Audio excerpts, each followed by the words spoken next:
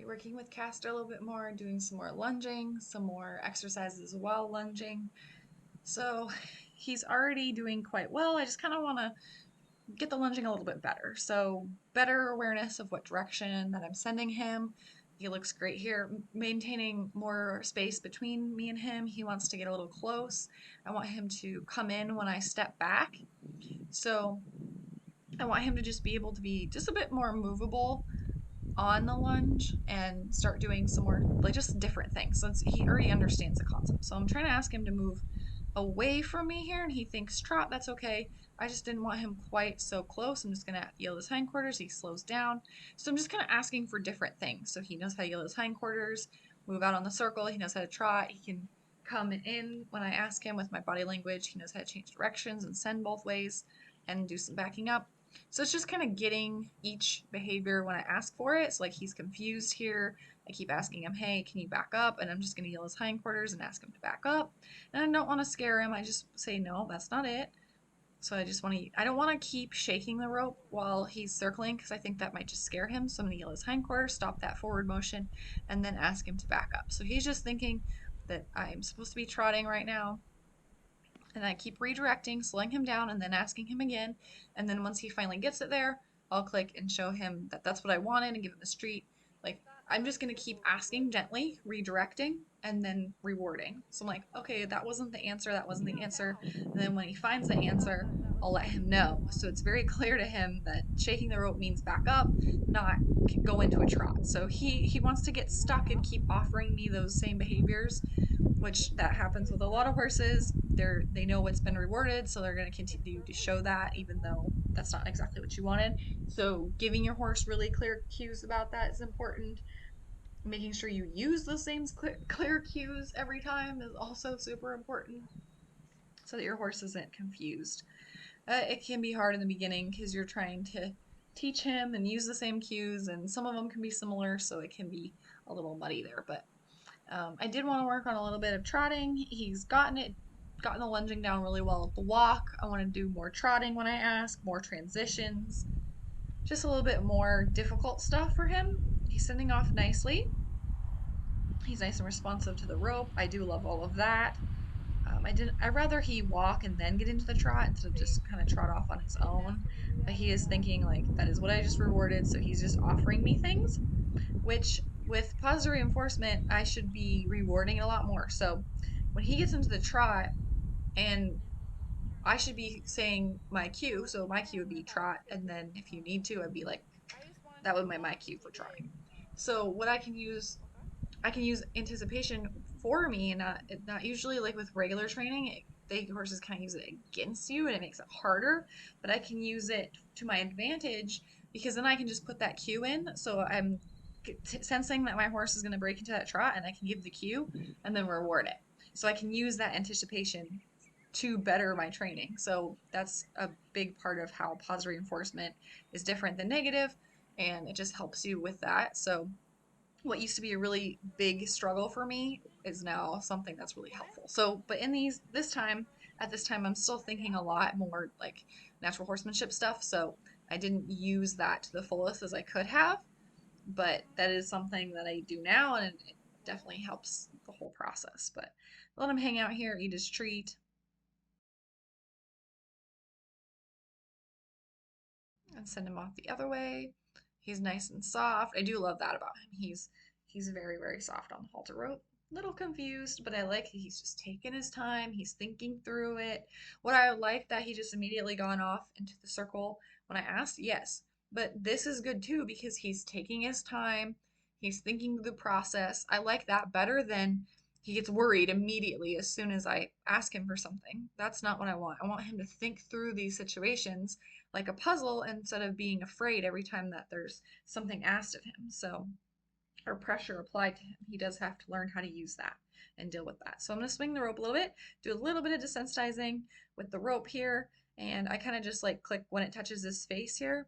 Um, he's pretty good with this. He didn't worry too much about that. Atlas was really worried about this. You'll see that in his videos. I had to do a lot more of it, but it's good to just make sure he's okay with the rope, like just check all my bases here because I am sending him forward and I'm not using the end of the rope to send him forward, so he'd probably be a bit more worried if I was doing that. But he can still be worried because it can look like it's chasing him, so I want to make sure he's cool with that. So I sent him off. He was a little confused again, but that's all right, not too bad. He's getting there. I like the bend, I like the pace. Decent trot transition. That looks really good. And I'm just kind of building the duration of the trot. The hindquarter yield was beautiful. The bend was great. I loved that. That was perfect. I'm just building duration at the trot, so I'm just increasing the amount of time that he trots for, and he's doing great. Like, I really love that. He does have some tension in the trot that I have to work through and get out, but overall, not too bad. And then I go ahead and do a little bit of desensitizing. He's cool with all this. This is pretty easy for him. But I just go ahead and do this, and then I'll like right now he's like chewing his treat I just gave him, but I'll click and give him another one while he's doing this most of the time. So I just want both of those things to be positive experiences for him. So I'm just asking for a little bit more bend, and he's giving it to me, and he looks really good. I love that. That looks really nice. He's really good at bending around on that circle. Kind of get him, ask him to move away. He's thinking trot. That's okay. He really does have a cute little trot there. I'm just slowing him down with my rope and doing a trot to halt transition. That looked beautiful. So really, when I ask for transitions with my rope there, I'm working on the bend at the same time. So when I'm asking and yielding the hindquarters, I'm putting that bend in the horse. So, and then I'm rewarding him for making that downwards transition while he's bent. So then when I'm asking him to go on the circle, he's already bent because he feels that lead rope pressure and he's already thinking, okay, well, I got rewarded before for bending and stopping. So he's kind of going into that position already. So that's how he's going through this so quickly. That's how Atlas does it so quickly as well. And definitely the food helps. He's thinking about that. He's paying more attention to me. He's thinking about like what can he do to earn this reward. So he's got more focus on me and I really don't have to do very much at all as far as bending goes. That was a really nice send off. I like how he crossed his front feet over and now he's sending between me and the mountain block. That last video that you saw, he was just not doing great with that. He was really, really worried about that. So this is beautiful, beautiful hindquarter yield. I should have clicked and fed that because that was gorgeous. Send him off the back the other way. Wonderful. So that's fantastic. I love that. I love that he's sending really nice. So go ahead, click him and feed him his treat. But when I was just doing traditional training, like natural horsemanship stuff, I definitely had a lot harder time getting horses to bend on the lunging circle. It was a lot more pushing and pulling and trying to get this bend, and I just don't have that problem anymore at all. I just basically do zero work to get the bend. So I definitely love how the positive reinforcement is giving me that for sure. I'm just asking him to go to the other side here. Beautiful. I love his response to the rope because this is going to be his steering wheel. This is going to be our one rein stop. This is going to be our stop in general. This is going to be him tying. This is going to be everything is that response to that rope. So I'm really, really happy with all of that. Beautiful send off. His sending looks perfect. If you go back like a couple of videos and he was just so confused and now he's so confidently sending in both directions. I love that. Just in a short amount of time too. So I'm just going to send him between me and this panel. Beautiful. And I'm giving him plenty of space, lots and lots of space here because I did do it in the last video. I did the same amount of space. It's just harder to see from that different angle. But he's got plenty of space to go between me and the panel, and then through over time I'll get a little bit closer so that he kind of has to squeeze between that tight space. But it's really important in the beginning that he builds his confidence, he's okay with that, and you give him time to figure out what you want. I wouldn't get like 3 feet from it and then ask him to go through it. That's just going to set him up for failure. So I love this. Ask him to yield his hindquarters. His hindquarter yield looks great. He's not crossing over wonderfully, but that was better. But he is doing it immediately, so I do like that. Just trying to get his shoulders over a little bit, and he's getting a lot more body control on the ground. Definitely has a lot more of that and a lot less confusion. So I'm just asking him to kind of step over. He kind of wants to push through it, keep going. So what I'm doing here is asking him to lunge, do an inside turn, and then go the other direction. So that's what I'm trying to do here is as he is lunging, instead of yielding the hindquarters and facing me, stopping, waiting, and then going the other way, I'm trying to do it in one smooth motion. So I'm picking up, heels his hindquarters, looks at me, and then goes the other way. So I'm just holding a little bit more pressure on that rope so that he kind of follows it through the turn and goes the other way. And he's getting a little stuck there, but it's not a big deal. So follows it, stops, there we go, and goes through the turn. So he didn't get as stuck there, so that looks really nice. Happy with that. So ask him again. Very nice.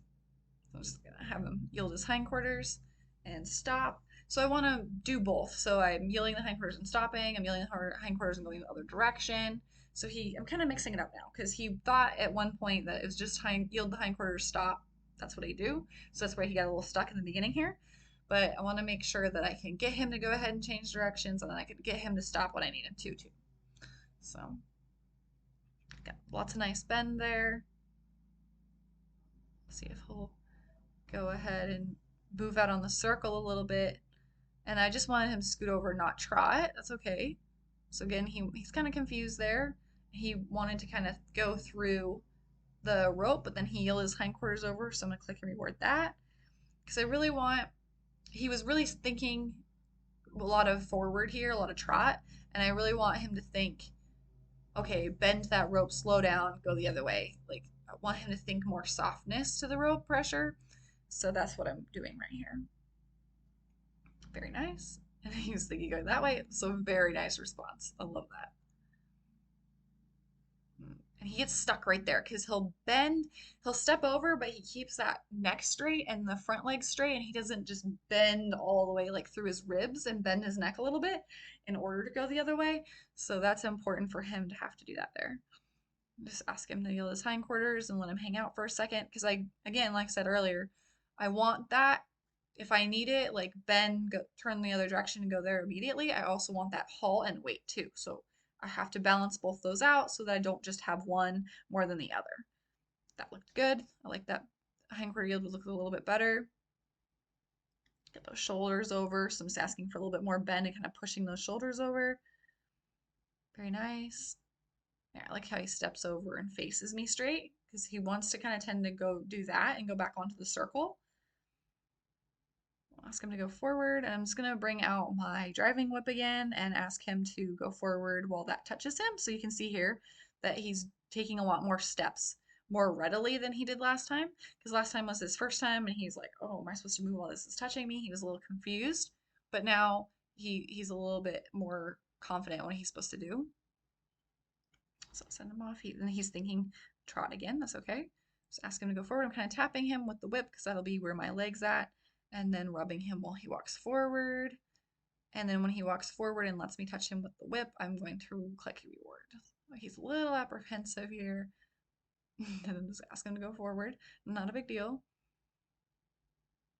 So that looked pretty nice. And I'll just end on that for today. Just a little bit of review of a couple different things.